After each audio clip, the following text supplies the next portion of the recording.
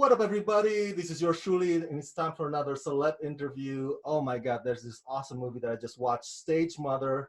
It's freaking wonderful, and I'm here talking with the director, Thom Fitzgerald, and the screenwriter, Brad Hennig. How you doing, sirs? Hey, Rama. How are you? Good, good, good. All right, so it's such a wonderful film, so heartwarming. By the end of it, once the closing credits roll, I was just waiting for something that says based on a true story or something like that, because it would add to the awe factor. It was just so great.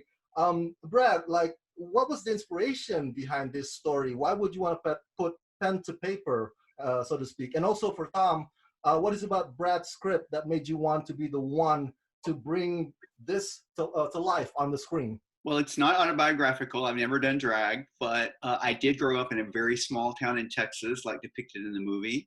And the idea actually came from my Facebook feed. I stayed friends with a lot of people I grew up with, and I now live in San Francisco. And so I was noticing posts back to back in my feed from, church ladies at church suppers and then drag queens at sort of the drag clubs. And I noticed how similar the posts were, not only the big hair and the way that the women looked, but also in that each group was like a little family. And so I wanted to marry those two worlds into a movie, and Stage Mother was born. Well, I was a drag queen at age 4. I had a purple towel that I used to drape around my head and made all of my friends and cousins call me Valerie, which some of them still do to this day, although I did not mature to become a drag artist. I read Brad's script. It was incredibly touching and absolutely hysterically funny to me. I've read a lot of good scripts, and this one, I guess I thought I had lost my own brother in circumstances not so different to the way Maybelline loses Ricky in the film to an overdose.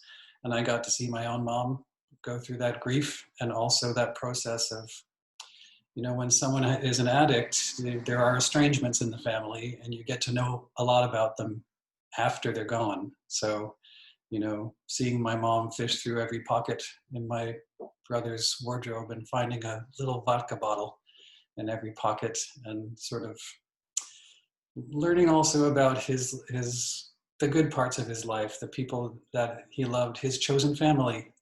All of that experience made me think I had a perspective that I could lend to this story. Jacki Weaver is a force of nature. I've loved her since I saw her on Animal Kingdom and Silver Linings Playbook, and she can do anything from drama to horror to this. Was she your first choice for the role of Maybelline, and how did you get her on board? She was certainly the first actress I met for the part, and I flew to New York. She flew to New York from our homes, and we were supposed to have a brunch to talk about it, but we got really drunk, and we just kept talking for 3 days. I'm a bit of a lightweight, and she can drink like a fish, so she had me under the table pretty early. She gave me a copy of her autobiography, which has a chapter in it called "The Smallest Fag Hag in Australia," and told me about all of her own experiences going to drag clubs since she was a young person. There is literally nobody funnier than Jacki Weaver, and nobody warmer, and I would tell anybody and everybody to work with her, but I'm not going to do that because I want her to be available when I want her again. The turnaround number that Jacki did was just like the epitome of ending a story on a high note. In fact, this movie's lavish costumes and choreographies are part of its appeal. Can you talk a bit about the challenges of putting those sequences together? Did you go like, okay, we're gonna go with that dress, but we're not gonna go with that wig, but we're gonna go with that song? I mean, how was that? Well, luckily we were able to have a lot of people from the drag world involved behind the scenes as well. Chris Cochran did the makeup, and Chris has a drag persona named Elle Noir, who's very famous up here in Canada. She appears briefly at the beginning of the film, and she quits in a huff. And Jim, our costume designer, is a drag queen named Rosie. So people really brought a lifetime of experience to this drag. But unlike the cast, because they were not drag queens, they were actors. And we did a big audition process, and I met a lot of drag queens. And that's how I learned it's a completely different art form, you know. Being a drag artist is being an actor, but also so far beyond on so many levels. You're a writer and an improviser. So actors like Maya Taylor never done drag in any way, and you know, we had the great experience of getting to watch her squeeze into a corset for the first time. I only have one final question here, and this is going to be a deep one. So I want both of you to chime in.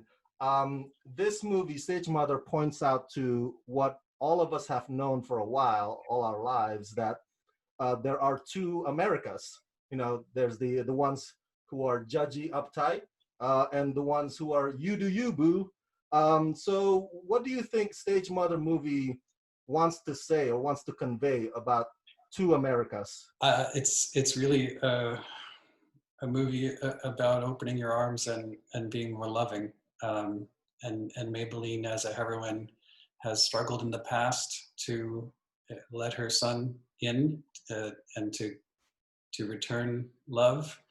But by doing so, even though it might seem too late, she actually enters a new world. She crosses the barrier you're talking about, and she's the one who blossoms and benefits and discovers parts of herself. By interacting with the other America, she becomes more herself. And I think that's just a basic truth.